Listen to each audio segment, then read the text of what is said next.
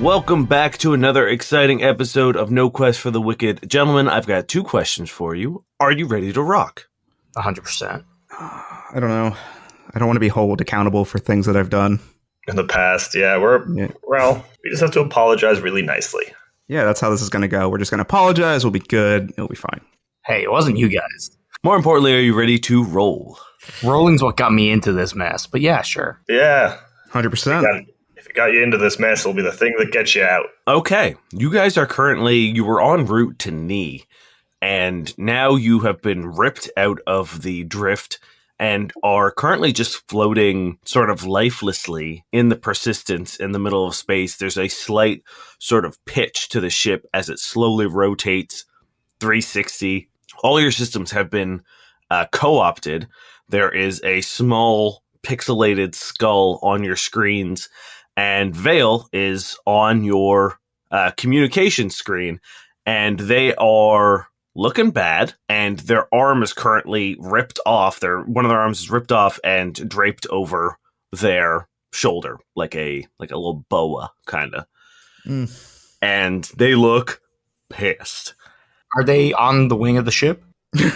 No. Okay, sorry. For some reason, I remember you saying that last episode. That would have been wild. That's what I thought. I was like, this is fucking cool. No, they've showed up on your communication screen. Okay. Whoa. Something's on the wing.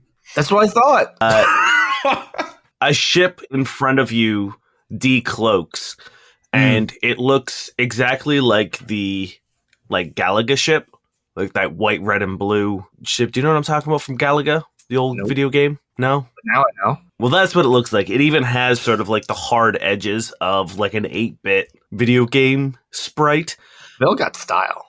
Yeah. They've tractor locked onto your ship, so as you guys are slowly pitching, their ship is just kind of following with you so that they are always looking at you. Suddenly, a small blue cube appears in the bridge, and then it glows bright and then begins pixelating in Vale. They teleport onto your bridge. Oh, physically teleport. Yep. Cool. Hi, Vale. You're all fucked up, amigo. Gee, I wonder how that happened. We sent a memo, right, Merrick? There was a memo that we sent. We sent a memo. Yeah. Oh, yes, the memo. The one that you said that you may have sent a incredibly dangerous assassin my way, who works for Contra, who is looking for people investigating into Project Dahlia. Also, you sent a small battalion of bloodletters, also hired by Contra. Yes, no, I got that memo, yes. Did you kill them? He looks at you and slaps you across the face with his removed arm. Cody doesn't even react. I'm guessing that's a no. That would have been helpful, though. Did you hurt Mr. Wire, at least? I do not know if you've seen the situation I'm in. No, I barely survived. And I am very happy that I'm living so that I can say, what the fuck, gentlemen? Well, they were gonna kill a kid, so I was like, oh, I'll send them off to somebody more capable instead. That was you. Sorry. Yeah, that's exactly what happened. They didn't want me to do it, if that helps, so you just need to be angry at me. Oh, do not worry. Yes, I'm angry at all of you because this is the second time that you have stopped me from finding my sister. Sorry. When they say that, Vale immediately recoils. They had never revealed what they were doing. Yeah, because I wasn't sure if that was the first time we've heard that or not. You hadn't told us about your sister before. What's she like? Oh, yes, that's what I'm going to do. We're going to have a little sharing session because you guys are so good at keeping secrets. I would love to see who you would tell about my sister. Perhaps you'd like to send the scary android man after her as well. Vale, all we can do is apologize. Cody was put in a dire situation, and he made a call in the moment, and obviously it was the wrong call, and we're sorry we put you at risk. Don't worry, I've learned my lesson. Next time, the child dies. Well, would you like a coffee? Holy shit. No. You see, that is where you are incorrect, Merrick. That is not all that you can do. No, because this is the second time that you have cost me very dearly. Once on Cirth, when you kind of got me captured by Voltaire. And this time, when I was this close to finding where she is being kept, once again, I lost it because of you. Can we make it up to you, Vale? It's not a matter of can you. You will. Okay, fair enough. Because if you think that I got you in trouble with a little edited video. You do not want to see when I have a personal vendetta against you. Fair enough. Cody comes back with like 3 cappuccinos. What the fuck is wrong with this one? You said no, right? He's going through some things. Yeah, Merrick takes his cappuccino. I'm fine. Friend of ours possessed by an evil god destroyed a planet and died. It's been a rough couple of days. Yeah, to say the least. Good lord. Vale takes a step out into the tavern proper and walks over to the like little hollow desk that you can like project things off of, and presses their hand against the surface. And once again, you see a ripple of those like blue pixels peel off their hand and into the console, and a image of Knee appears. But this time it's all low poly, like pixelated versions of things. Like you've seen the proper version of Knee in the hologram, but this time it is like it looks like it's made out of Lego, essentially. Oh, so your destination is the same as ours. Yes. When I was doing my own research, trying to find Project Dahlia, which I will say, you were the ones to put me on that case. Granted, I was trying to get that information while everything was going to shit on Cirth with that little kid who was hacking me back and opening windows and shit. But whatever. This is where we are. I attempted to get more information from Contra, but our little stunt at the Galerie Voltaire kind of put Contra on lockdown and put them in high alert as to what I was trying to do, so I ended up having to find my information elsewhere. I was about to find the location of the black site for Project Dahlia before I was rudely interrupted, and I was only able to find out that it was located on Knee. Question, I guess. Is Project Dahlia related to your sister? I believe that is why she was taken. I do not know why, but my sister is a very powerful witch warper, and I do not know if that is a reason why she was taken, but if I were to guess, it would be. Yeah, no, that makes sense. Have you learned anything new about Project Dahlia? All I know is it is a black site for Contra doing whatever they're doing, and they needed my sister to do it. Now, you're saying you have more information about Dahlia. That would be a good way to repair our currently strenuous relationship. That's great. What was your sister's name, if you don't mind me asking? Her name is Amara. What we learned on Euceron is that they needed Iberium, a lot of Iberium. Specifically for Project Dahlia, right? If I remember correctly? Yeah, there are certain cases of it. Mm-hmm. And the Ministry of Defense were doing something with it for them. And it loosely destroyed the planet itself. And we know it's some kind of, like, shape-shifting life support device? Something like that. We haven't really figured that part out yet. Well, I mean, that doesn't really help. It's good to know, but doesn't really help us in this current situation where we are trying to locate it. No.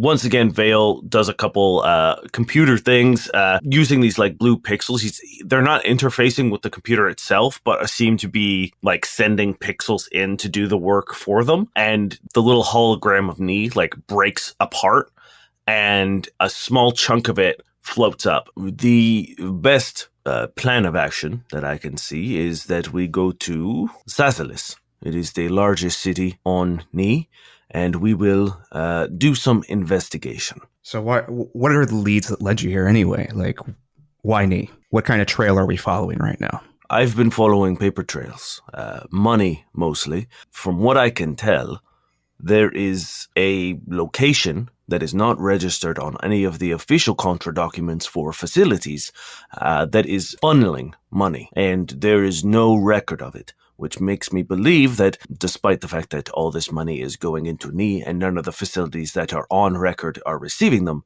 that there is a facility there that they want to keep secret. All right.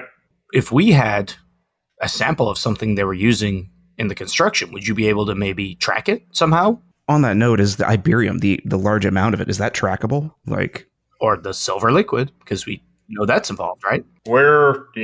Yeah, it's once again, I feel like we're close. We're just missing a couple pieces of information. because I feel like if Iberium was coming here, we would know, right? It'd be large shipments of it.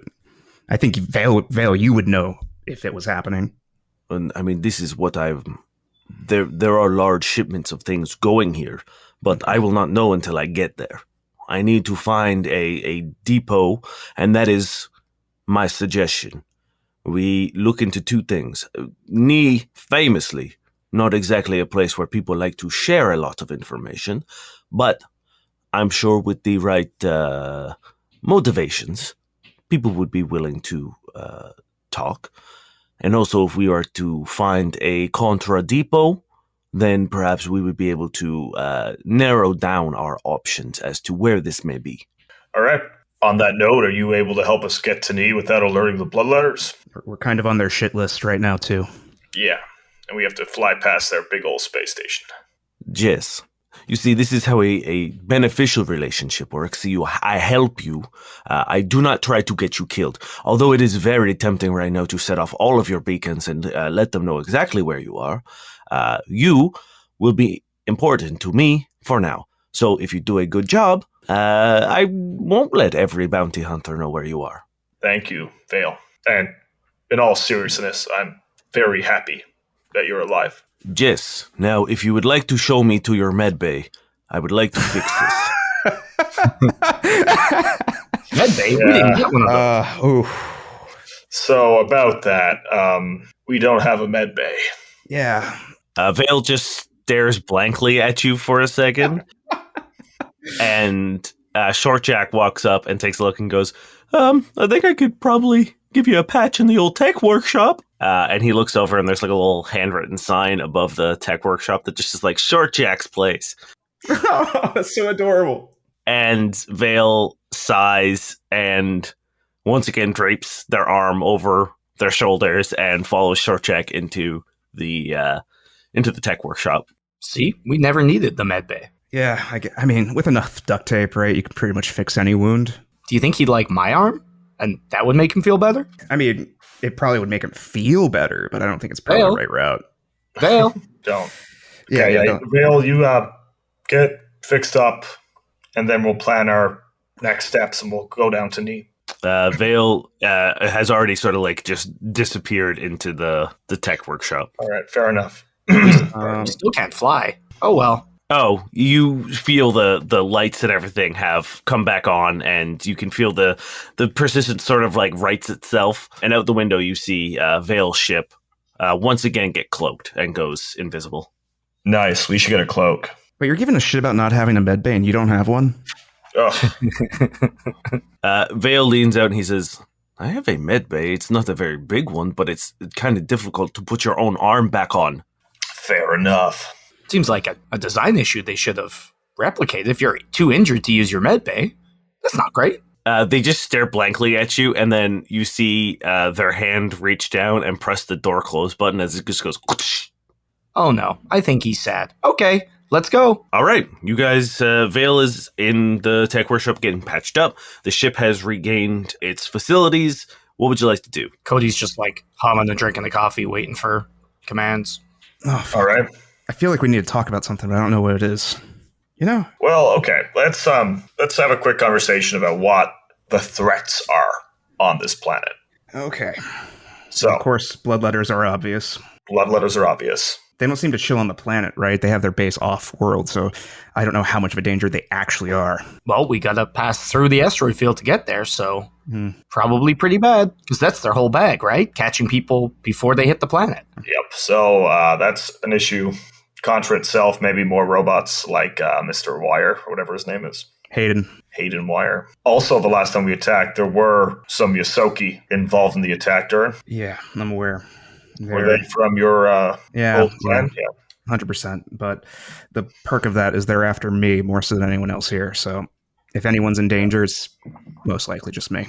Well, that's also an issue to me as your friend and captain. If you're in danger, we're all in danger. All right. Appreciate it, but you don't have to extend that courtesy to me. But I will. So if you do any Durrin bullshit, like you know something's going on or notice something and you disappear into the shadows to deal with it yourself, I will kick your ass. So please, you notice anything, any of your old habits, a tingle of your fur, you let us know. All right?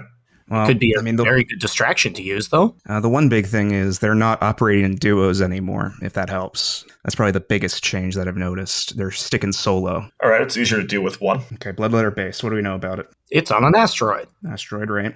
If you'd like to know any more than that, you're going to have to give me culture checks. I will roll a culture check. Who has the best culture? It's pretty good. Oh, I have a 13 in it. Let's give it a shot. Wow, you have a 13. I have a 3, but I got a 17. I mean, it's not as bad as my survival, but it's okay. Yeah, what is? I got a 29. Okay. Cody, you don't know any. You know that there's a bloodletter base somewhere on the asteroid field. That's about it. Cool. Durrin, you know that it is fairly easy to find if you know where you're looking, you can find the asteroid base because it tends to not, because it's a space station, it doesn't rotate the way that the other asteroids do. So if you're a particularly discerning eye can spot it and avoid it. It tends to be a little more stationary in terms of its actual orbit, but it does float freely through the asteroid belt. It is constantly moving. It's just not rotating on the axis as much as the other ones do. You know that there are beacons on other asteroids that act as like motion detectors. Gotcha. And there are like cameras throughout the whole thing. It's like pretty much one big like communication array that they use to vet ships coming in and out. And that's how they track it. And then they like cross-reference with open bounties, even if they don't have the bounty. Like even if someone else has got it and is operating on it, they will steal it, essentially. Yeah, I don't doubt it. They'll probably like grab you and like, do a search for a bounty or whatever and make money off you. It makes sense. Yeah. What are the beacons tracking? If you know that, it's movement. If I know that, like they're all like motion detectors. And the second a ship passes by, like the section they detect a ship, they run a scan on you. And if you or any of your crew or like known crew have a bounty, they will intercept you. Yeah, we do have a bounty right now, correct? Not officially, but a personal one in a way. Yeah, the fact that the bloodletters were there with Hayden Wire, it's a good bet that there is like a dark web contract out on you. All right, so we sort of need Vale to fake our ID or something.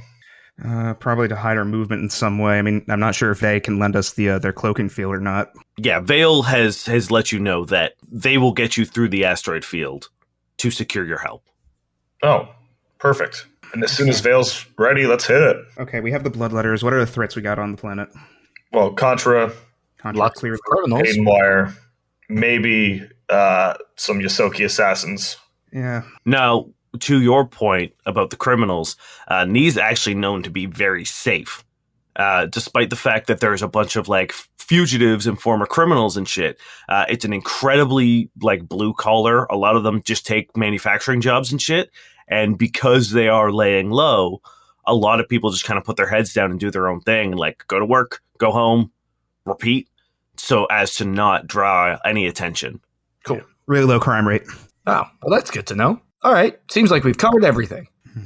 Let's go. Once you guys are all set, Vale joins you in the bridge and presses their hand against one of the consoles. And once again, those like blue pixels ripple out and onto the screen. For a second, all of your consoles and everything turn from the modern screens that you have to almost like a Commodore 64, like the big green sort of like flashing block. And Vale looks at you guys and says, "This should sort of replicate a archaic sort of technology. This will not trigger any of the bloodletter scans. It lasts for only a little bit, so I would recommend we get going." Yeah, okay. All right, Cody, punch it. Punching.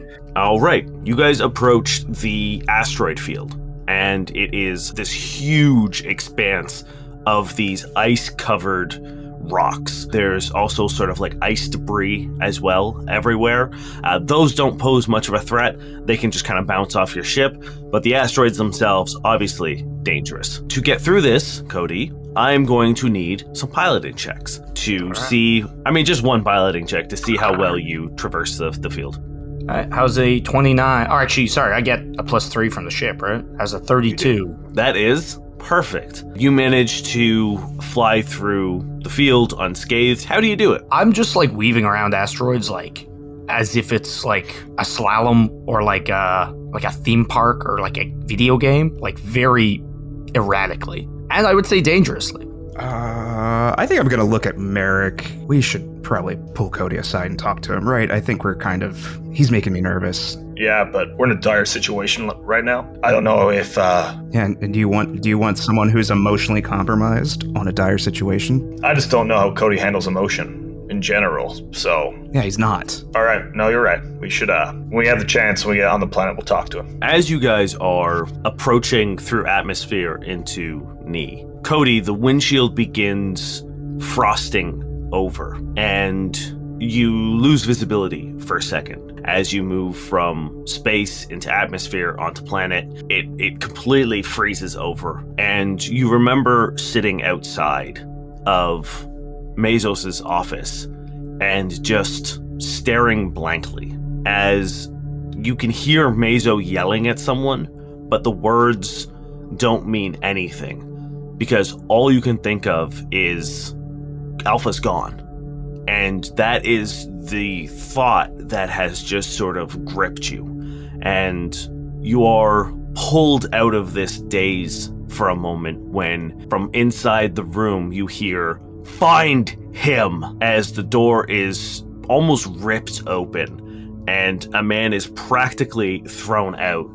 And you recognize it as one of the security officers that work on the estate. He sort of like straightens his suit and like fixes his tie and then kind of walks away like a scolded dog. And then Mazo's looming over you, looks down and says, "You in," and disappears into the office. I like just walk in.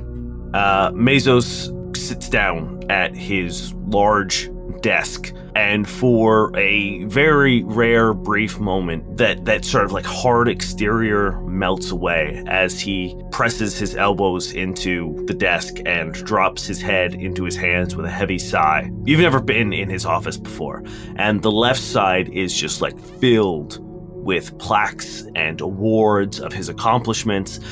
Center of the wall is that picture that you saw at the guild hall of the Eris assembly team, of him in the middle, surrounded by engineers and those smudges of blurred white light. And on the opposite wall is a small table with a single picture frame, a single vase filled with dahlias. Is the picture of his wife? When you look, it is, and there is a sharp pain that runs from like the back of your eyes all the way to the back of your head, and it feels like someone's dragging knives down the back of your neck.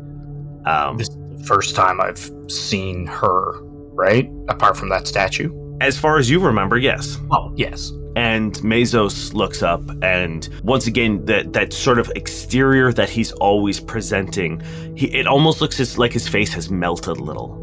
It's not as hard and harsh. And you see someone who resembles a human man and not this sort of persona that tends to be projected. He looks you dead in the eyes and he says, "You were meant to protect him."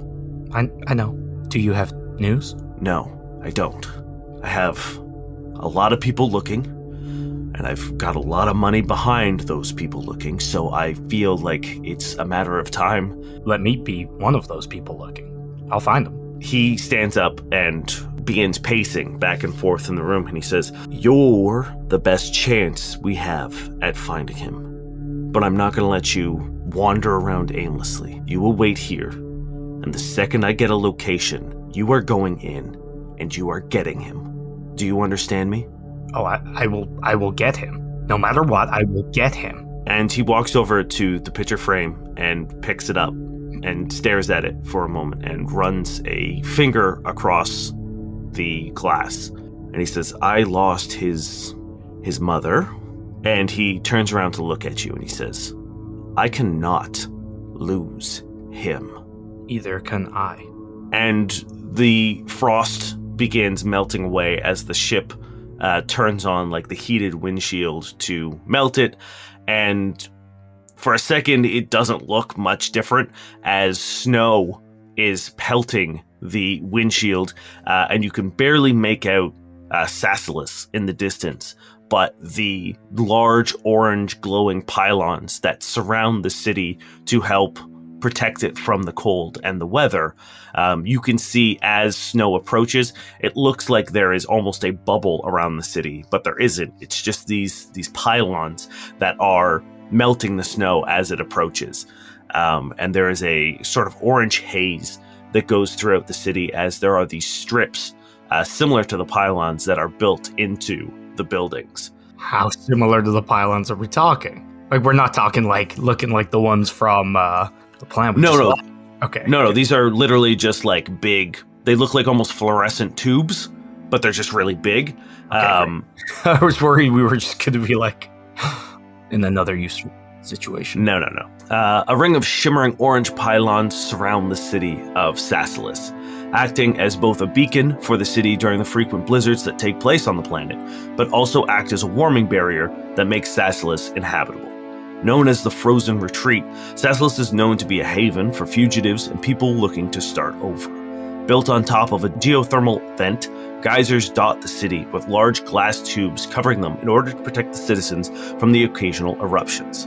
They are a temporary moment of wonder and beauty in an otherwise bleak city.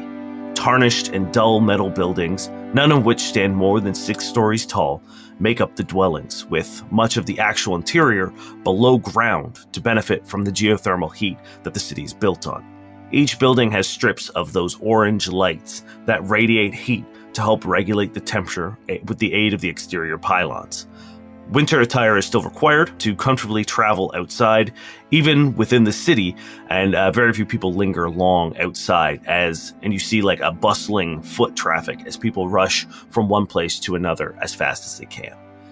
You guys get set down into a loading dock as you're cleared to land, and it's slightly covered. It's not completely interior, but you're in like this kind of covered hangar. All right, let's do it. Lead the way, Vale. Before you guys disembark, Short Jack runs up with a clipboard and he says, "Guys, we've still got quite a bit of extra juice left in the tank in terms of the upgrade we got from Astrid. If you guys want, you can just let me know what you would like to add to the ship or take off from the ship, and I get it done while you guys are out." Okay, sounds good. What are you thinking, Cody? Oh, I've been thinking all trip. And I pass over a list. Should we go through it very swiftly? Yeah. We're going to upgrade our thrusters to M8, increasing our speed, which increases the checks that ships are going to have to make against us, although we do lose a bit of maneuverability. Going to buff up our armor by 2 to Mark 4 armor, so we now have a +4 bonus to AC. Mark 2 duo node, so 2 + 2 checks around. We're going to go up to Mark 6 defenses on our TL, which is quite nice. Keep our anti-hacking and our drift engine the same. Go up to advanced medium range sensors.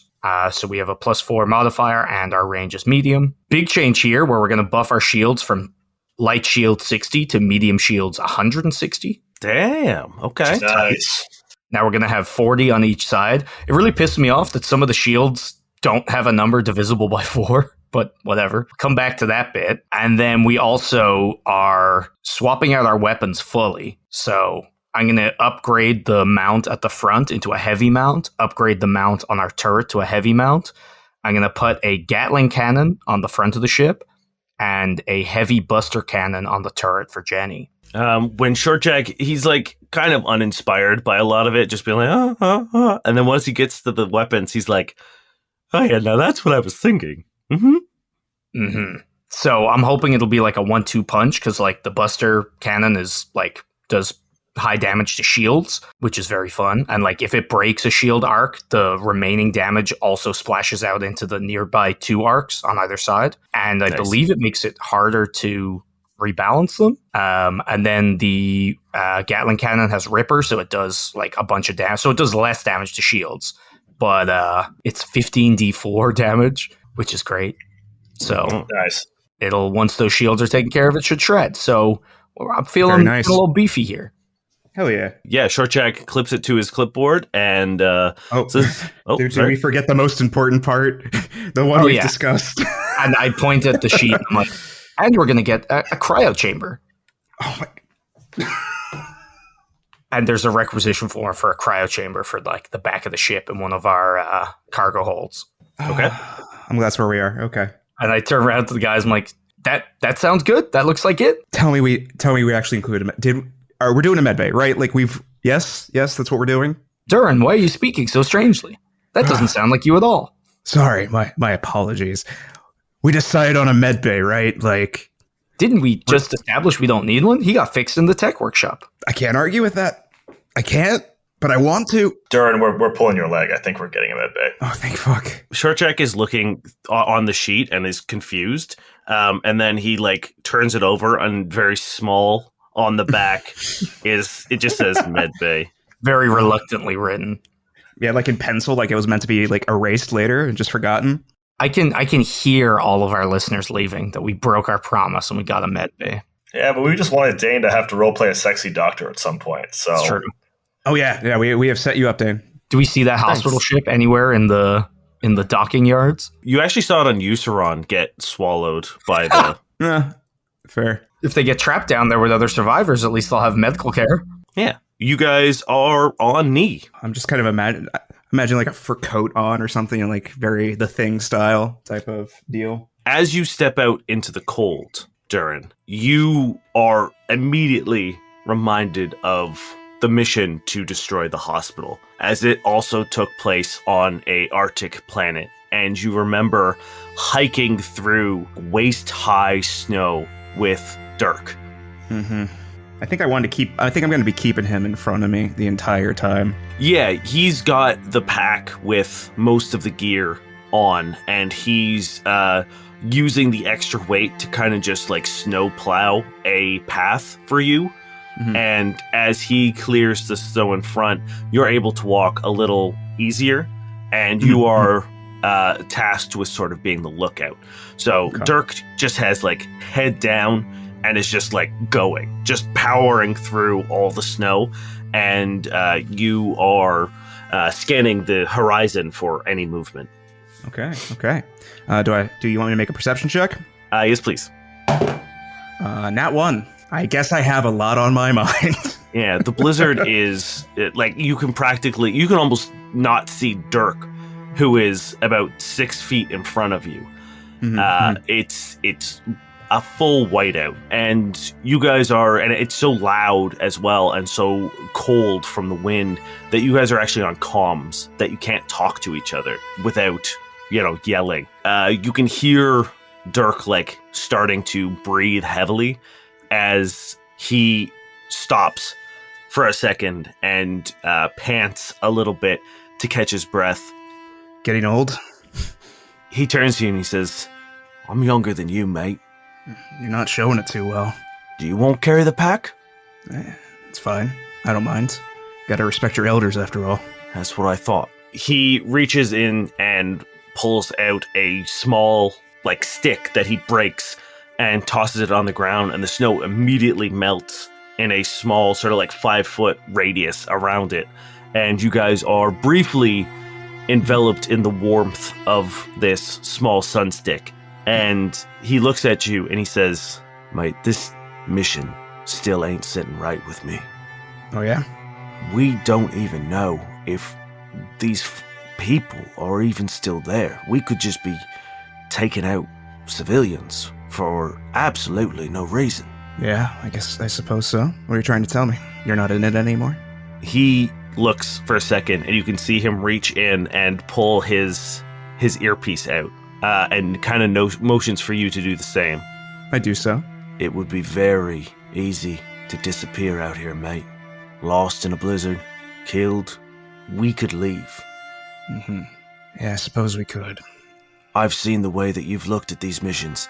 I know this isn't what we signed up for. Pondering for a moment on how to respond to this, what do you expect to happen here, Dirk? On mission or right now? Let's say both. I mean, it's going to be the same thing that we've done hundreds of times. We're going to go, a rousing success. We blow up a hospital. We're going to go back. They're going to say, good job. You've done it. And then a week later, they've managed to rally. Mm-hmm. There's a new target. Mate, we've done it 1,000 times. Right now, I have one real question that I'm asking myself. About all this, about the mission, about everything. It's supposed to be my last mission, right? When you say that, he cocks his head. What do you mean, Durrin? Don't know. What do I mean?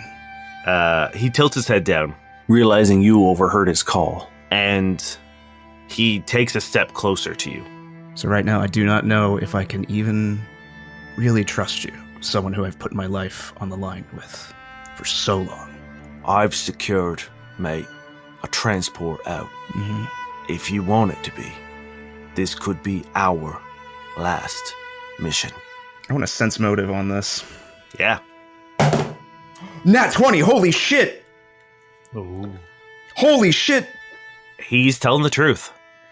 Can I get a total on your nat 20? Oh, yeah, sense motive is 35 total. Cool. I would ease a little bit of sigh relief, be like, so who were you talking to then? I have a contact outside of the clan. Fake identities, new place to go, live, a house, somewhere outside of the system. Mate, you don't have to come with me. All I'm saying is, this is my last mission. Yeah, no, I understand. But I think you should do it. I think you should go. He nods. And I think I will find my own way. Yeah, he nods and stamps really hard on the sunstick, which goes out, kicks some snow over top of it, readjusts his pack, puts his earpiece back in, and begins walking again. I do the same and put it in and follow him. All right. Vale is leading you through the city and says, the way I see it, there are two options that we have. First, we ask around the locals and see what we can get about perhaps anyone who may work or know of a secret contour base. I don't think it's going to be too fruitful, but anything could be something. And then they pull out a small data pad, open up a map, and show you what looks like a warehouse complex just outside the city. And they say, second is, this is Contra's main storage facility just outside city limits. This will be a little more difficult to approach. So I say this probably should be our second attempt, but I will leave it up to you. Yeah, no, I agree, Vale. We'll put our boots to the streets and see what we can come up with. Should we split up or should we go together? We should probably split up. No. Cover more ground. I'll go with Vale. There is absolutely no way that I'm leaving any of you out of my sight for this. All right, fair enough. We'll stick together.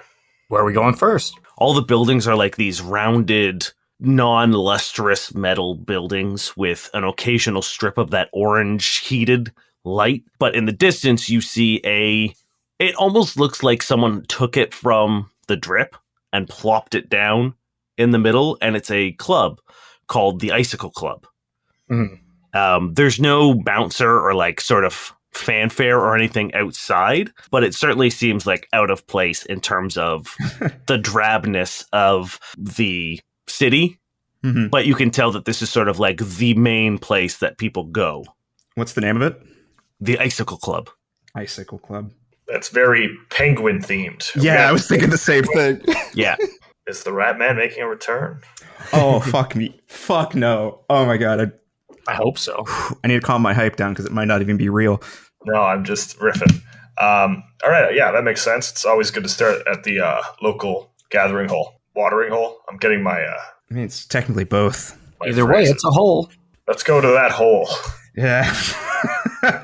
You guys walk in. There's no bounce or anything, so you're able to like just wander in. The interior of the club is fashioned to look like everything is coated in ice. If you've ever been to like those ice bars that they have where like everything has been carved out, it looks like one of those. The walls are glistening a light blue and the floor is a reflective white. Large icicles dangle from the ceiling, slowly changing colors between green, purple, blue, and white. A water feature runs along the exterior walls with the occasional aquatic Arctic animal poking out and looking around, much to the delight of the few people who might be paying attention. Most people are either saddled up at the bar or on the dance floor. Anywhere else, this sort of establishment would be considered kind of fancy, and most people would be well-dressed, trendy patrons. But here it is mostly blue-collar workers still in their overalls or, work attire. No one is really dressed up for a club situation. And those that aren't in their like work outfits are sort of just dressed in drab, functional clothing, primarily keeping warm. And it seems like most people are doing that specifically, one, again, for function, for warmth, and two, to like purposefully not garner any attention. A robot zips back and forth in a long room to the right that serves as a coat check, and a Brenneri bartender is entertaining some of the guests with some impressive bartending flair as he's like spinning bottles, like he's on the back of or on his back, sliding across the bar, like spinning a bottle on his little belly. And as you walk in, there's a brief moment where the entire bar turns to look at you and then almost immediately goes back to their business. Yeah, I think it'll be hard to find somebody to talk, but we'll enjoy ourselves while we're here. Do we know any information brokers here or anything like that? We'll have to figure it out. Give me some perception checks real quick for me, boys. Okay. No. 19.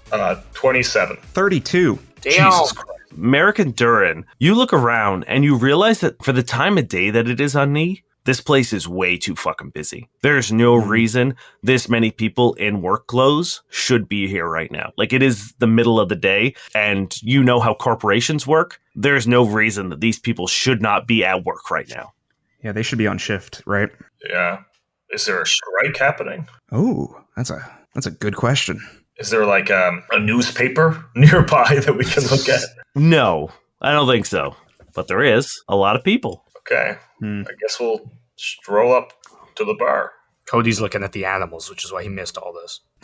Yeah, they're like these little like bright.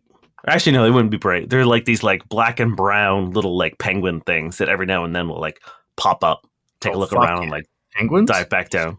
He's so hype. Merrick, go ahead and take the lead on this one. You're the talker. Oh, barely. Hello. Who are you approaching? The bartender. He presses like both paws onto the bar and like slides over to you and like stops perfectly in front of you and sort of like leans. He's still like lying down on his side and leans his like head on his hand and it's like, well, hello. Hello. Can I get four beers, please? Yes, you got it. And he rolls over onto his tummy and once again slides himself down to the end of the bar and hops off and opens up a fridge and pulls out some beers and then waddles over and slams them up on the counter. I love this. I love this. I love all of this. Yeah, it's incredible. This is the greatest day of my life. Just a quick question for you. We just got here. We were in the drift for a while, so I must have lost track of the day of the week. Is it the weekend? This place is pretty full for the afternoon. It must be a day off, right? No, it's middle of the week. Oh, is it always this busy here? I didn't think Knee was a party planet. He kind of like gives some like a cheeky sort of like sideways glance as if to be looking for people, but is pretty much doing it for your sake. And he leans over the bar and he says, now, I know it's bad for business for everyone else, but this little strike situation that's happening is good for me. Ryan used his brain for once and figured something out. It's which corporation? Is it like the whole planet? Is there a certain business? Once again, I don't want to step on anybody's toes being new here. No, I'd love to gossip. It's everyone. It's all the manufacturers right now. There is a hard general strike. What happened? Was there like an employee death or people just fed up? Little column A, little column B. Oh. Now, I don't want to give you some unreliable information, so if you want to maybe talk to some of the guys, I'm sure they'd be happy to tell you their stories. All right, thank you. And what was your name, friend? Mission? Mission? Mission, okay. He reaches into, or like under the thing, and pulls out a little business card and hands it to you, and it's MYSHYN. mission. What's his title on his business card? There's literally nothing other than his name. It's a bold maneuver. That makes me so happy. I don't even know why. And you can tell that people probably don't really know what his name is every time he says it, so he's gotten these cards made to explain. Nice. Cool. Obviously I give everyone a beer. I pay him a couple credits, give him a big tip. Okay, it's interesting that the strike is happening now when we're here. Buy a round for the hard workers and then, get them talking, get them loose.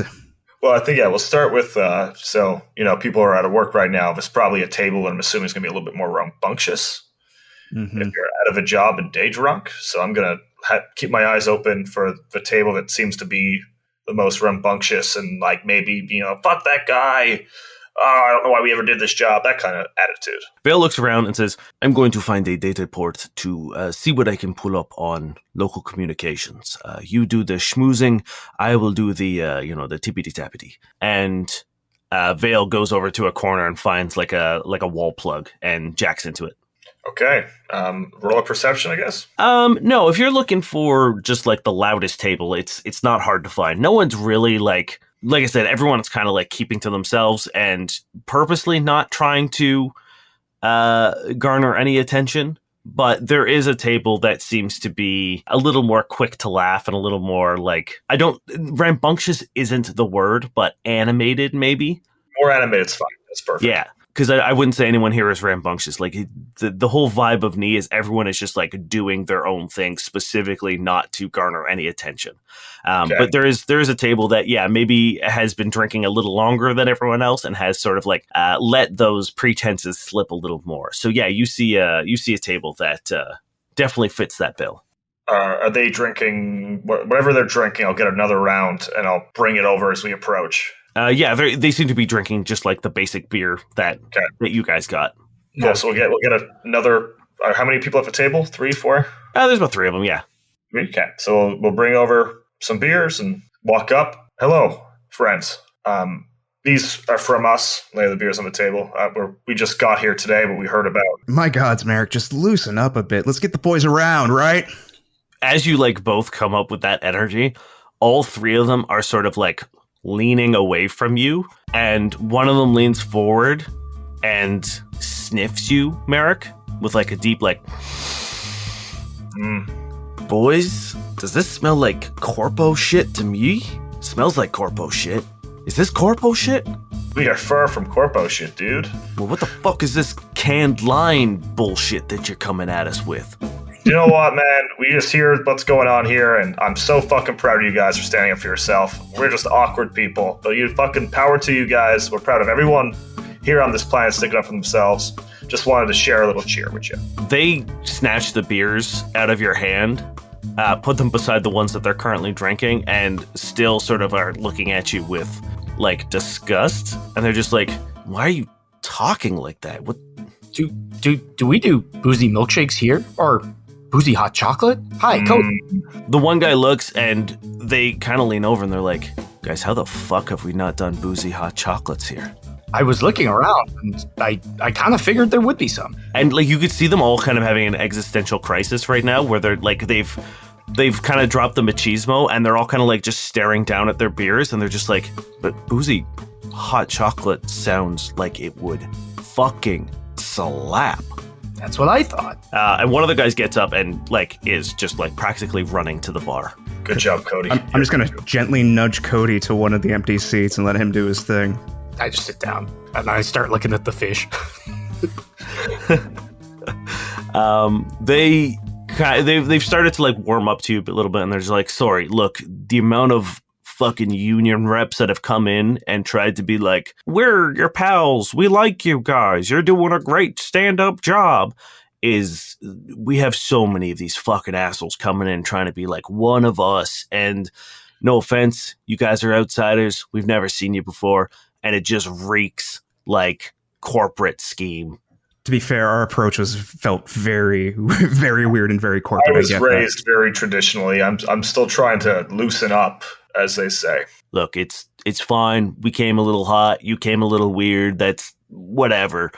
Thank you for the beers. Appreciate it. Why are you here? Well, on knee for a lot of the reasons anyone comes here. He gives like a knowledgeable nod of being like, oh yeah, no need to say anymore. He just kind of like nods to you. Yeah, we're shocked to notice the strike was going up. So we, just very curious as to what happened before we start. Well, we would normally try to find work for ourselves, but obviously we're sure you guys are in the right. So we're not going to try to be ain't no scabs. Yeah, there ain't no scabs. All right, yeah. I mean, shit just got dangerous.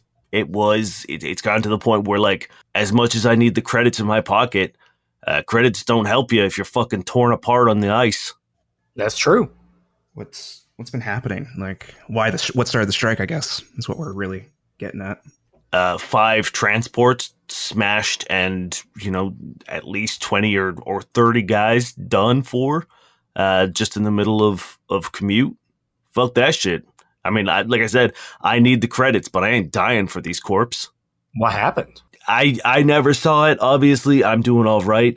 But the reports all over the place. I heard that tentacles smashing out of the ice. Let me tell you, that's weird. The ice here is like a mile thick. There's something smashing through that? Unlikely. But there are people who are swearing by it that purple tentacles came out of the ice, grabbed the ship, tore it apart, and killed everyone on it. I'm sorry to hear that. Wow, those are big tentacles if that's what happened. That's what I'm saying, my man. And look, I don't believe it. I think it's fucking, look, Knee is a big place. A lot of it empty, barren landscape. Lots can happen out there. And if you're on a long job, if you're not doing a daily commute, if you're out there for a couple weeks, especially if you're doing like a harvest or something, I get it. You can go a little wonky. So, take it with a grain of salt. And the other guy who's sitting at the table who hasn't really said much is just like shaking his head the whole time. He's like, no. Look, if you want to know what happened, I'll tell you. It wasn't tentacles. It was a sky beast. Came from the frozen sky. Swooped down, tore the fucking roof off the transport like it was a can of sardines, and had itself a little feast on our working bones. Were you there? No, but I know when someone tells me the truth, and that man was not shitting me. And it makes way more sense than tentacles coming up a mile-thick ice. It does sound like it makes more sense. Who told you? I feel like we need to give him a beer, too. As you're saying that, the guy who went to get boozy hot chocolates comes down with 6 and puts down a set for his boys, and he's also got a set for you guys as well.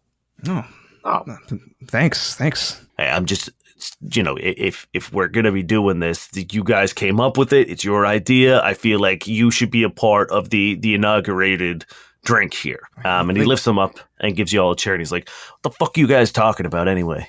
To brand new friends. Yeah, and he cheers you. Yeah.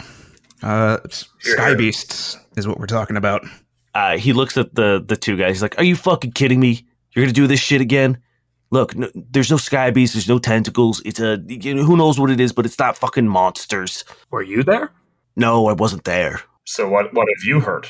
Look, I heard a lot of stupid shit. Tentacles, sky beasts. I heard there was like a 4-story tall gorilla. It's none of it. It's nonsense, right? If you want to know, all right? Jensen over there is the only one who survived one of these attacks. So if you want to talk to someone, talk to Jensen. And they point over to a guy who's sitting at the bar by himself, and he's cradling a small rocks glass filled with like a dark purple liquor, and he drains it, and it looks like cough medicine in terms of its like viscosity, like it sticks to the sides of the glass. And when he puts it down, the Berneri, who is quite joyful as you interacted with him, is very sullen around this guy. He just kind of like walks over and fills his glass back up. Talk to Jensen.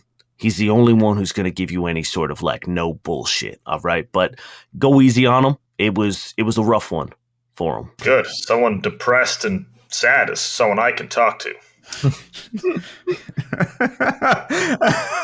I hate how accurate that feels. Cool. Merrick is just going to get up and just sort of slowly approach the guy. And he doesn't turn around or anything, but he does, like, when he notices you are there, he kind of like gives you a side glance and just like a fairly polite like little nod.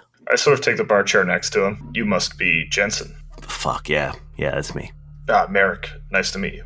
Yeah. And he just kind of, again, gives you a nod. I've heard you went through a rough moment. What a surprise. Yes.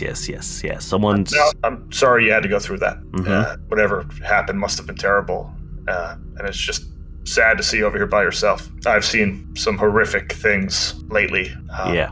And it's been very good to be just near other people. Oh, I mean, like, well, yeah, I would love to be with my friends if they weren't ripped apart and frozen on the lakes. Sorry to hear that. That was a little insensitive of me. What happened out there, Jensen? He looks back down at his glass and drains it again, and you're going to have to give me a diplomacy check, please. Okay. 22. He sticks his finger into the glass and, like, runs it along so that he, like, scoops the stuff that's stuck to the side of the wall and, like, sticks his finger in his mouth and sucks it off and looks at you, and he just says, "It doesn't matter what I say happened out there, because everyone's got a different story, everyone's got a different excuse as to why it is. And there are people who are going to say nothing happened. The corpos, nothing happened. Freak accident. Oops, malfunction. There are people who are saying it's tentacles. There are people who are saying it's some creature that came out through the fucking storm. There are people who said, there's all these reasons. You know what killed my friends? The fucking snow." And you might be thinking, yeah, the climate here is terrible. I'm sure a lot of people die to exposure. But no, I'm not saying they died because of the snow. I'm saying the snow killed them. The snow came to life, in a way, or acted with murderous intent. It ripped them apart. How'd you survive? Luck, I guess. I didn't do anything. I hid. And I watched as my friends died. But there's one thing that all of these things have in common. Everyone I've talked to, it's the eyes in the distance that watch it happen. The orange eyes. I'm glad you survived, Jensen.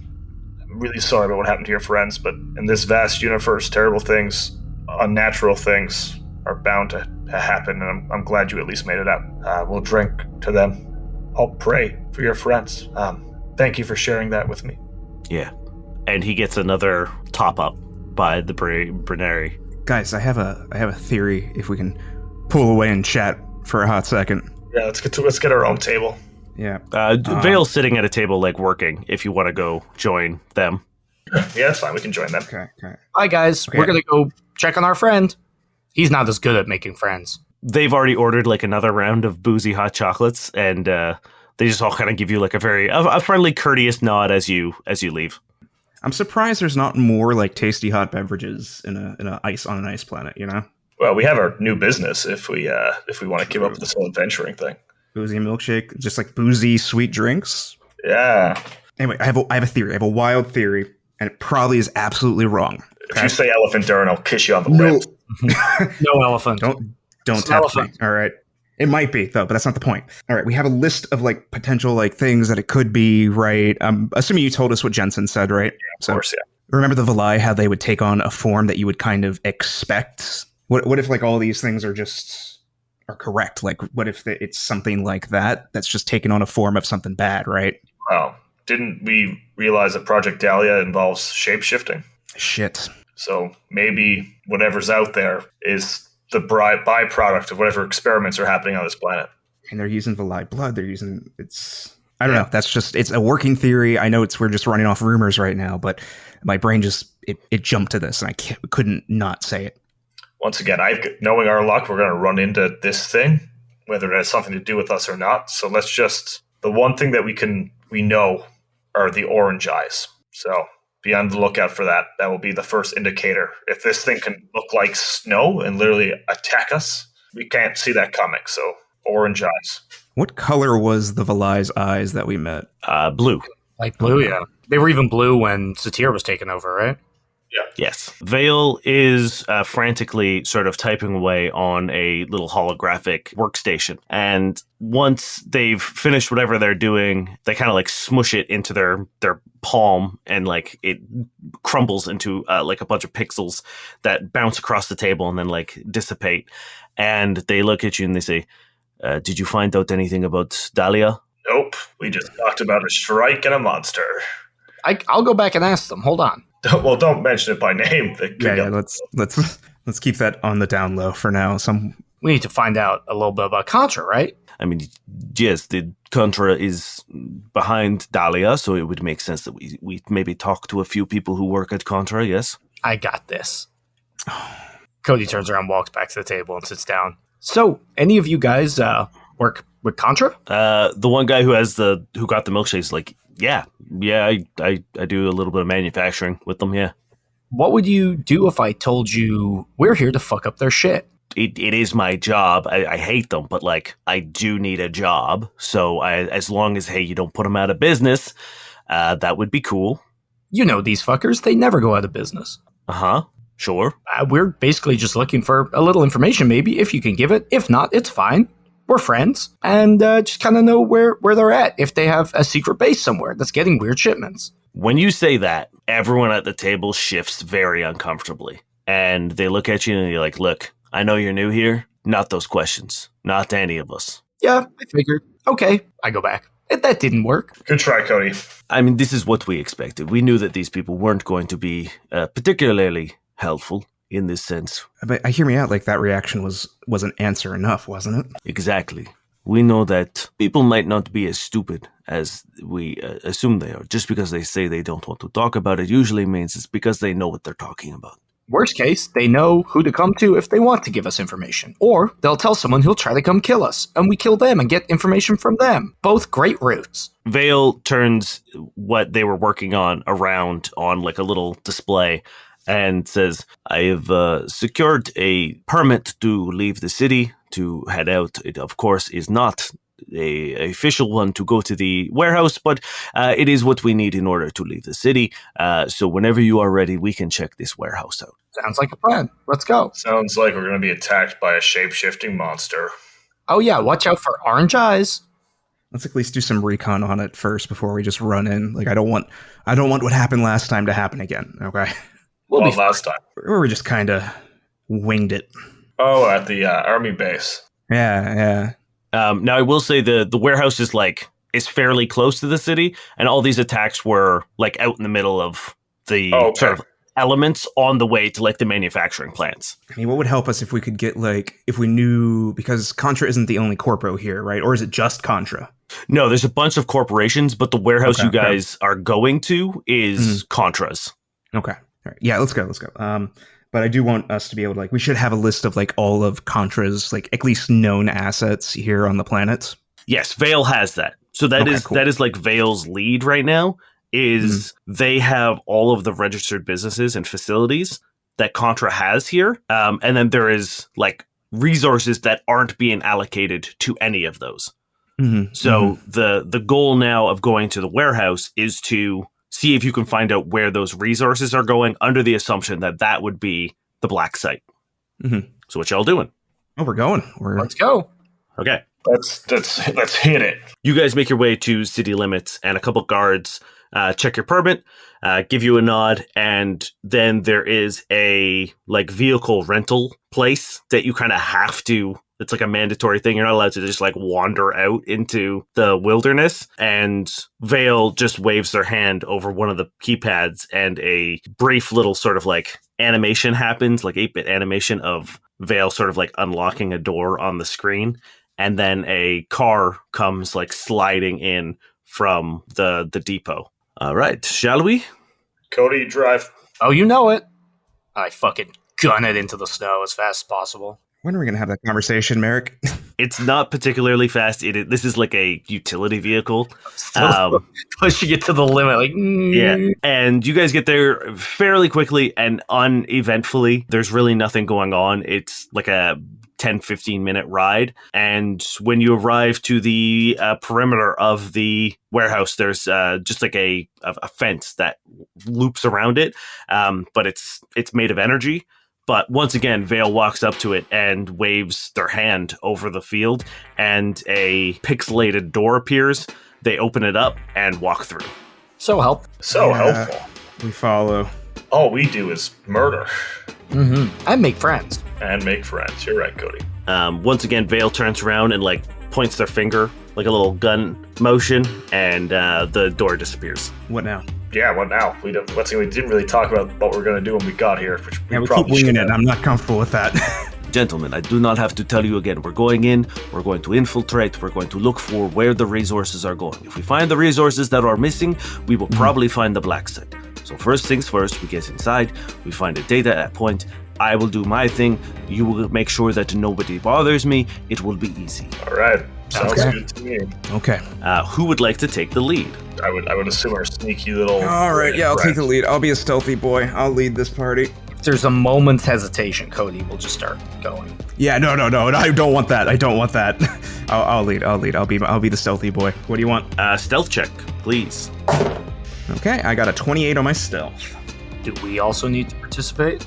No, I'm counting this as like Durrin moving forward and getting into position before you guys do. Cool. Give me a perception check. You managed to close the distance and get up to the exterior wall of the warehouse. Okay, my perception is... I got a 24 in my perception. Cool. You look around and you don't see anybody, but you do see prints in the snow of what looks like someone walking around the perimeter of the building. Okay, what kind of footprints are they? Humanoid. Okay. It's kind of impossible to tell what kind, but like... Yeah. You know, a medium humanoid creature is patrolling the building. Like, I'm assuming they're behind me, so I'll point to the footprints and just like do a signal that's like keep an eye out. Are you telling them to come in or like come over? Oh, I thought they were following with me. I'm sorry, I didn't realize I was proceeding alone. Okay, let me get to the wall at least before. Yeah, no, that's where you are. Like you have secured the passage to the warehouse. For right now, it is clear. Yeah, then I will usher them. Well, I'll do a perception on like if I see the patrolling guard at all real quick, and then I'll urge them over. Sure. 21. Judging by like actually give me a survival. That's not that great though, but okay. I got a 25. Cool. Judging by the depth of the snow that's blown over, you know that they're about to finish their lap, so they're going to be coming around very, very soon. Shit. Okay. Then I will not call them over. I want to stealth, maybe hide in the snow and wait for them to pass. Okay. Now we're just out in the open though, right? Yes. Oh shit. Okay. Fuck.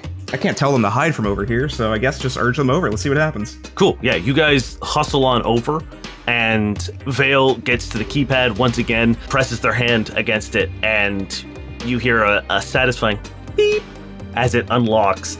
And then they press their hand on the snow, and a like little shimmering pixels begin filling in your footsteps, and fills them up with like holographic snow. So it looks like there's no footprints where you guys came from.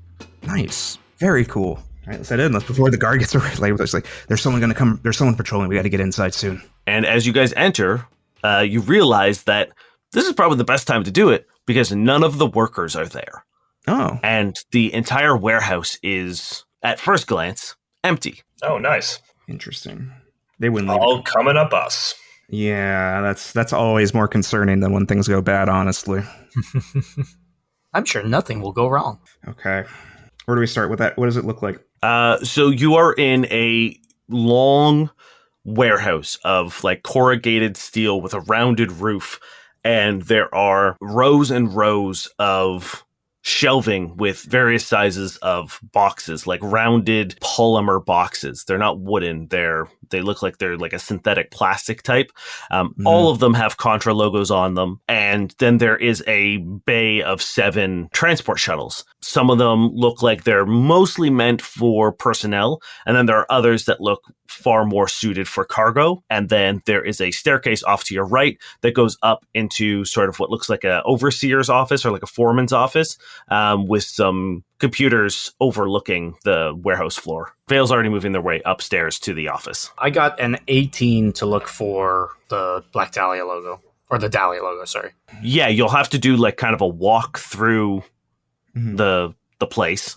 Okay, I won't do that just in terms of stealth, but like at quick glance, nothing. Yeah, from the like what you can see right now, you don't see the Dahlia logo anywhere. All right, I guess I will stealth up behind Vale. Can I maybe do a survival check, see if there's any fresh like footprints in here?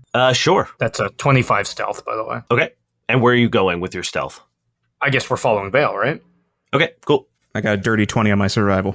You look around and you do see that there are some wet boot prints in here as well. Interesting. Wet boot prints, as in like they just came from the outside? Most likely. All right, I guess let's see what's on those computers. Vale's already hooked themselves up into one of the consoles and has a sort of virtual console for themselves as they are going through a bunch of data. And every now and then they'll just like, they make a noise to themselves and they're like, Everyone give me a perception check real quick. Okay.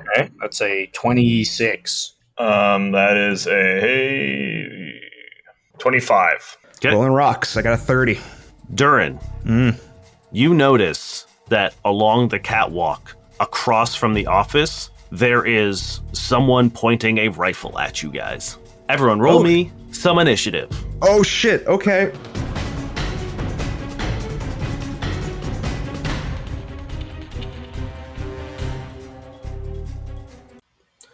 Hello, Space Jam Dane here to do the things. We're going to keep it quick, fast, and I know I say that all the time, but now it's just for me. First and foremost, we hope you're enjoying the episode.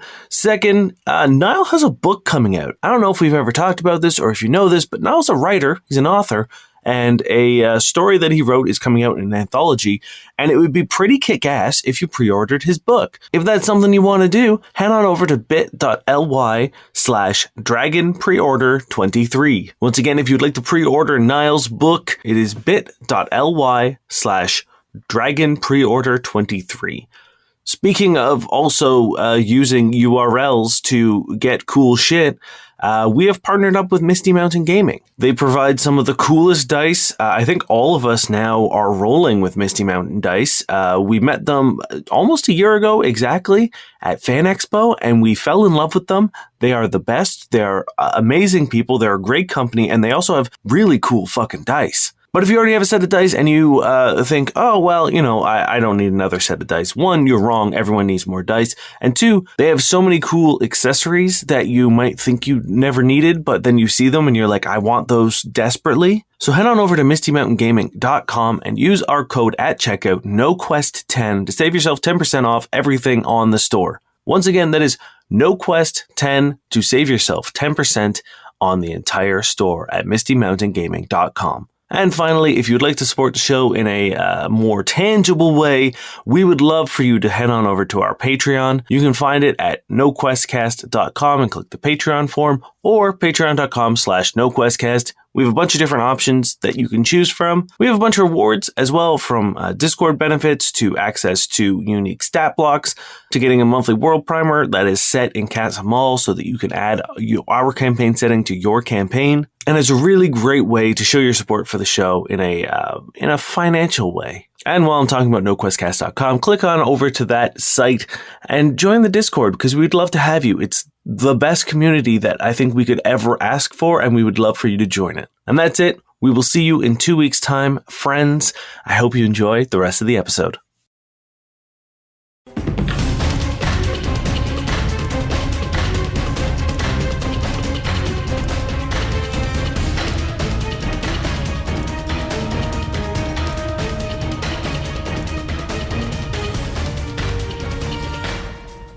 They don't get a surprise round because you saw them. Yeah. Fuck. Durrin, what'd you get? 26. Merrick? 23. Cody? 20. I'm so happy that I asked in the order that you guys got, so I don't have to like write it down and then rearrange. Because what about Vale? What's Vale's initiative? Vale is currently hacking, So they will not be taking place in this combat. I'm going to urge everyone, get down! Set the scene for us a little bit, Dane. Yeah. So you guys are in a rectangular office that has a curved table that has a couple different monitors on it. One seems to be just like security cameras that you can like see have different angles, like one on the outside, a couple facing the vehicles, a couple facing the shelves. There's one like looking at a loading dock.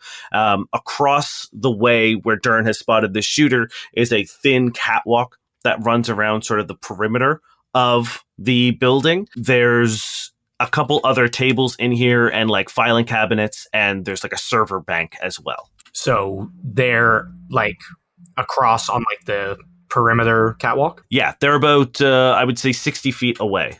60 feet, okay. Yeah. And is the office in the middle? The office is on the opposite wall.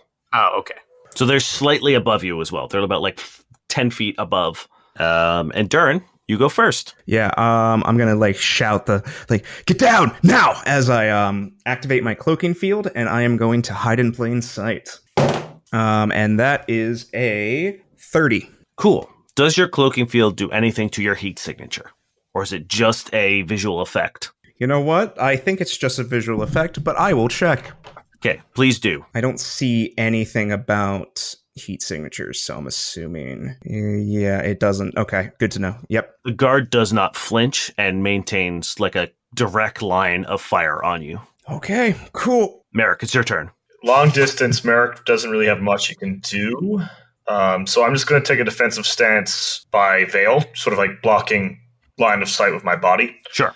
So they can keep doing, and then I'm just, if anyone comes into the room, I'll strike them, but that's all I can do for now. Going into photon mode.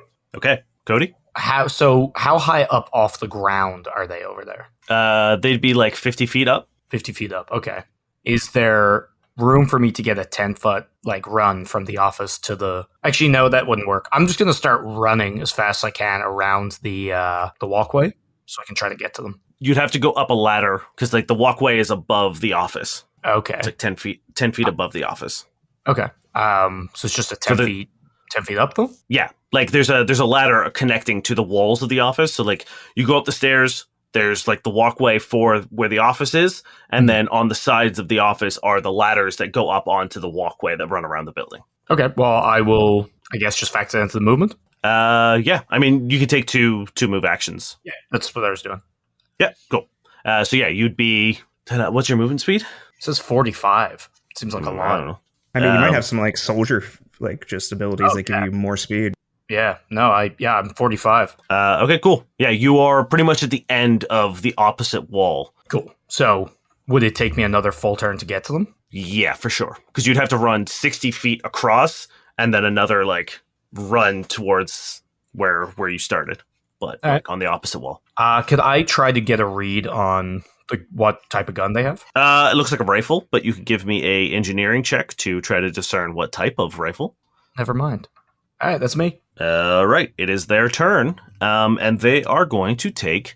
You see them reposition their aim to veil, but once Merrick gets in front, they sort of like look around, and then they see Cody just fucking like clunk, clunk, clunk, clunk, clunk, along the metal walkway. So they're going to take a shot off at you, Cody. That is a 26 KAC. Yep. That is 16 points of piercing damage. Cool. Right. It is Durrin's turn. Okay. So my laser pistol has a range of 90 feet. So if he's 60 feet away, I'm going to try to move in closer, do a trick attack, and just try to like close the distance so I can like maybe hop from cover to cover, closing the distance, trying to get closer to the target. Okay, so how are you closing the distance? Because right now you are like in an office, and then there's 60 feet of open air, and they're on a catwalk about 10 feet up. Oh, yeah. I'm straight up just going to, like, probably... Is there another ladder? Like, it can, like... Cody go up one ladder, I go up at the other, and we can, like, pincer him? Sure, yeah. Yep, that's what I would like to do. Okay, cool. But I have the range to do a trick, so let's see if we can pull it off. My stealth is a 39. Very good. Yes. Okay. This is not a CR19 creature. Yeah, we'll see what happens. I guess there's no reason to use my special abilities for this one just yet. So I'm going to make just an attack with my pistol. And then we'll get a 27 versus EAC. Yeah, that hits. Hell yeah. Hell yeah. I'm so not used to my trick attacks going off, so I was like, oh, I don't need the dice up yet for it. All right, the precision damage is 23. Mm-hmm. And the fire damage is 10 points of fire damage, and I need a fortitude save. Okay. They got an 11. Ooh, that's a fail. So they are, what was it? What is the thing I do? I'm trying to find it real quick. Staggering shot. There we go. They're staggered. Damn.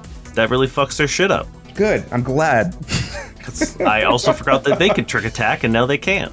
Yeah. So there you go. Cool. Merrick, it's your turn. I don't want to leave Vale's side. Can I roll a perception check to see if there's any, I can hear anything else or anyone moving in, or? Yeah, please. That's going to be a 25. Cool. Yes. As you are watching Durrin and Cody sort of like run at this dude from either side, and him trying to figure out what position is best, you see Durrin get a really good hit on this dude, and he like almost drops his rifle off the side of the catwalk, but he manages to catch it. And as your eye kind of like follows where the gun would drop, you notice that you hear the sounds of footsteps on metal as on both sides of the stairs leading up into the office, you see two more guards kind of creeping up on you. All right. So how far away is the guard from me right now? Like 30 feet. They'll be there. They're like at the bottom of the stairs? They're like midway up. They'll get to you next round. Okay, so yeah, I'm just going to let Cody and Durrin, guns are going off. I can yell. I'm just going to yell out that there's more. And then I'm going to prepare an action that as soon as someone walks in through the office door, I'll make an attack. Cool. Cody, it's your turn. To get to the corner, how much further do I need to move? It's like 60 feet forward would get you onto his side of the wall, and then you would need like another 60 feet. 90? Yeah, like another I've already good. Gone 90. So if I'm 45 from the corner, because then I can move and charge. You would have to use your whole. Yes. How far can you charge? 60 feet, or twice my distance. So all I need to do is make it to the side he's on in 45. Then I could charge all the way over, which would be fun. Fuck it, yeah. So movement action, I'm going to move to like the corner. So it's just a straight shot down the walkway, and then I'm going to charge 60 feet and hit this motherfucker with my hammer. Okay. It's a 24. Yeah. As like, again, probably absolutely terrifying because I'm fast, and then I hit that corner, and all of a sudden I'm like twice as fast, and I'm just flying down the straight line. He's been stunned. He's been clipped, and he just sees this giant hammer coming in. Yeah, the way I see it is like you're running down the catwalk, and then like as you hit the corner, you press off the wall with like the 1 foot that's not on the ground to give you like an extra burst of speed. Yeah, because like I've got jets in my heels and on my back now as well, so I'm just like, I rolled really shit damage, but that is going to be 22 points of bludgeoning and electricity damage. He takes that big fucking hit from you and slings his rifle over his shoulder and tries to just fucking shank you with a tack knife. Okay. He rolls a nat 1. So as he tries to draw his knife, the wound that you hit him with, like you clipped like just under his like the wing of his arm. What the fuck are they called? Delts? Shoulder blade? You know? And as he goes to draw his knife, he fumbles it and it clinks onto the catwalk and off and onto the floor below. Cody just smiles. He takes a guarded step back. Can he? He's staggered. Oh shit, yeah, you're right. So yeah, that's his thing. All right. It is the two guards coming up the stairs. So one gets up into the doorway. The other one, you get an attack of opportunity, or not attack of opportunity, but a ready action on. Yeah. Merrick. So yeah, Merrick's just like on the other side of the door, like arms raised, black blade in hand, and as soon as he comes in, I'm just going to go straight down on top of him. Does a 31 hit? Yes, it does. Nice. All right, so that's going to be 28 points of damage. 28. Okay.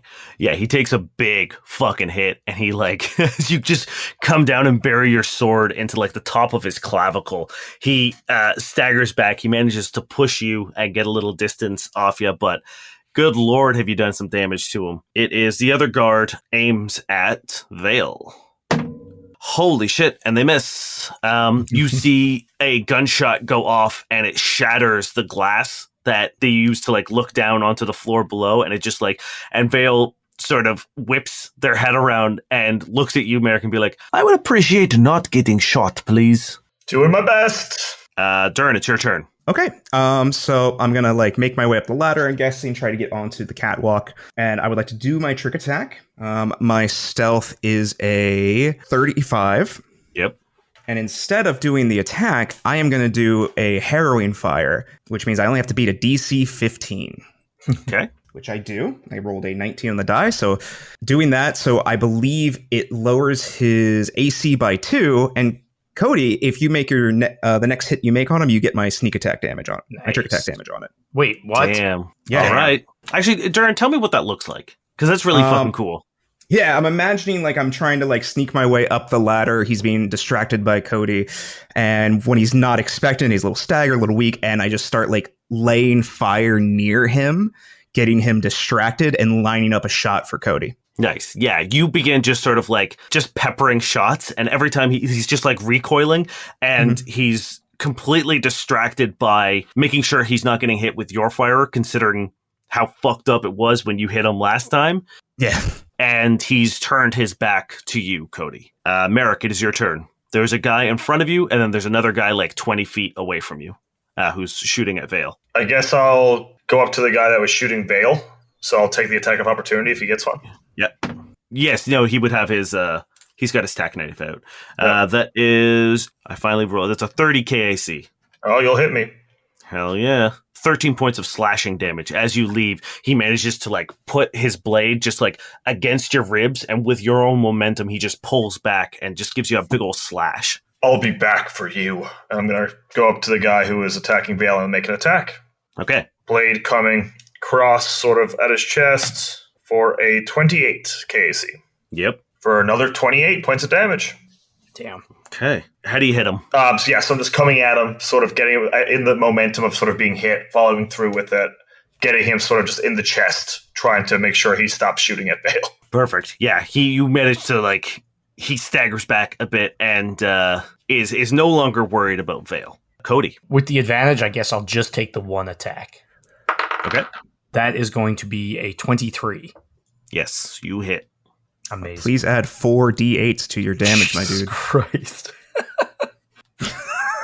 That's my favorite laugh. So like, I like hit him. He like fumbles his knife. I imagine bullets like whipping by because Durrin's such a good shot, like almost like clipping his ears. So like they're like, wing, and he turns. And as he turns, I just bring my hammer like down on the top of his head for 47 points of damage. Fuck yeah. And he just like the force of the hammer, like he just keeps going to the point where he hits the ground and his head just like pops like a fucking melon as he is super dead. Oh man, I really like this ability. I'm very happy with it. I look at Durrin and I just like give him the biggest thumbs up, and I'm going to switch to my rifle for my move action. Hell yeah. The guard that originally attacked you, Merrick, he does like a lunging jump to jump onto Vale's back and try to stab him. And this is going to be a trick attempt. He does get his stealth off, but he misses his attack. So during the chaos of Vale being distracted, he manages to sneak up on him. But as he dives, Vale just holds up their arm and a shield appears around them and he just bounces off. And the other guy is move action going to switch to his tack knife. Now, we've decided that you can switch weapons as part of a move, trick right? attack, right? We've done that for you, yes, Durrin? We have done that for me, so okay. It's only fair. Then he's going to do the same thing. He's got the same ability you have to not take attacks of opportunity when he does his trick attack. So he's going to take a little bit of a movement away from you, Merrick, and attempt a trick attack on your ass. That is a... Can I step up? How far away is he? He's not taking a 5-foot step. Okay. He's like taking a movement with his trick attack.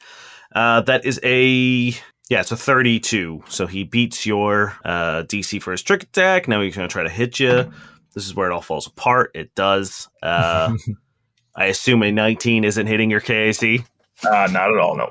Cool. Yeah, he manages to get free from you, and as he's like just scrambling away, he just takes a couple shots with his semi-auto pistol as you just hear like a quick like brrr, but none of them even come close to hitting you. Durrin, it's your turn. Okay, so I'm going to start making my way back to the other fight. I mean, I have the range, so let's set up a trick attack, all right? Sure. Yeah, I will say that, like, because the glass has now been shattered as well, you can see both of the guards in the room. Might not do it. My stealth is a 24. That is not enough, no. Okay, then I'll just try to get a standard attack while I, close the distance. And I got a 24 versus EAC. Now, who are you attacking? Are you attacking the one that... Sorry, one that's close to Merrick. Okay. Because I was doing it to do a setup and strike, but it didn't go through. So okay, cool. Yes, that does hit them.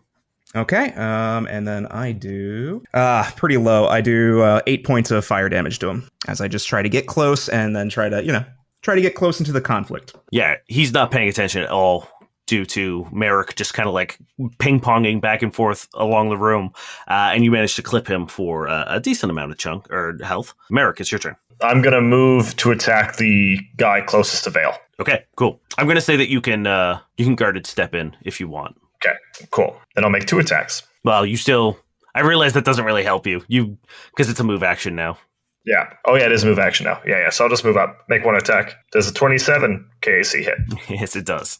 27 points of damage. Focus on me. This guy, yeah, you hit him with another fucking just absolute gash across his chest as he's now completely focused on you and realizes that taking you out is priority number 1 if he wants to get to Vale.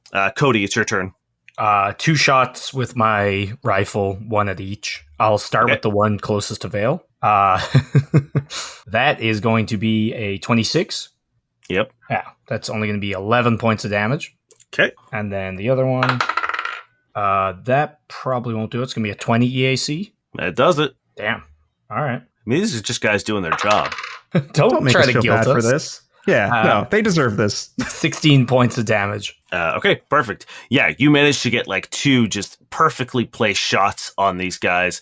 And now you can see there's a little bit of panic. It was bad enough like Merrick being in the room, but now that they have these 2 guys outside just peppering them with pretty well placed shots, they aren't loving it. All right, it is their turn. Both of them are going to attempt trick attacks on you as they switch to their tack knives. I guess one of them already has it out, but yes, they're tack knifing you.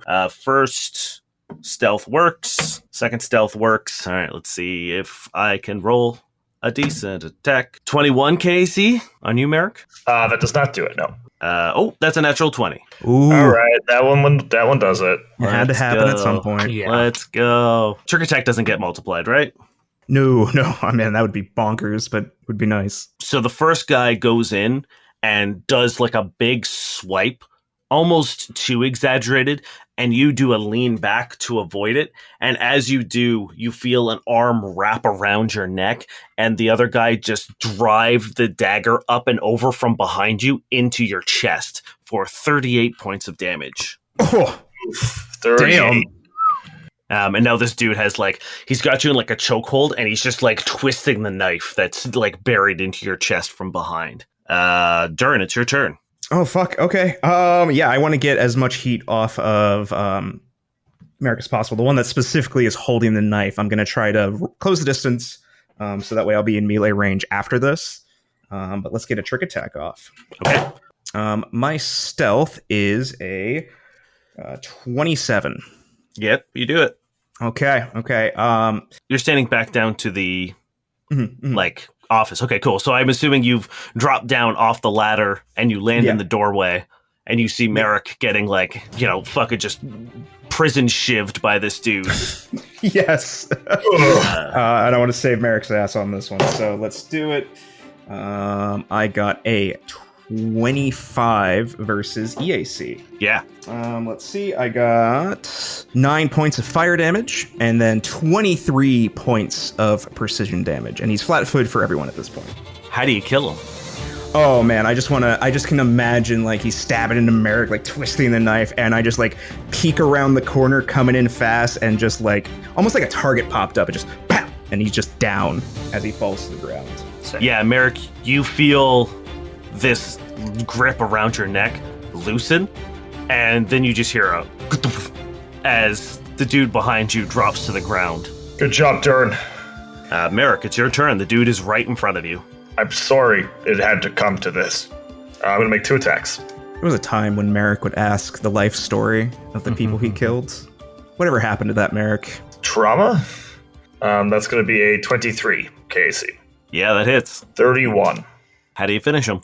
Yeah, I think Merrick in that moment realizes he's getting just very used to killing like they have been lately, and how he, once again, cares less about who he's killing. And he makes a little mental note of that in this moment, and then just finishes it quick and cleanly, just like straight up through his heart. Let him sort of rest on his shoulder for a second, and then just pull the blade back out as he hits the ground. And as he hits the ground, Vale turns around and says, "Gentlemen, I'm not going to lie.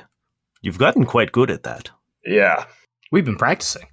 Yeah. And then Vale puts their hand up on the like holographic screen they're working and slides it towards one of the actual monitors and opens up a video feed of a Ministry of Defense ship unloading those Dahlia crates into one of the transports that you see on the ground outside, or like on the like vehicle bay. And Vale says, "Well, gentlemen, I would say that we have ourselves a lead. I have tracked where that transport has gone, and I believe I know where Project Dahlia is." Both good news. Where's the bad? Oh, the bad, as you have just demonstrated quite handily, is 100% on Contra's end. Let's go get my fucking sister.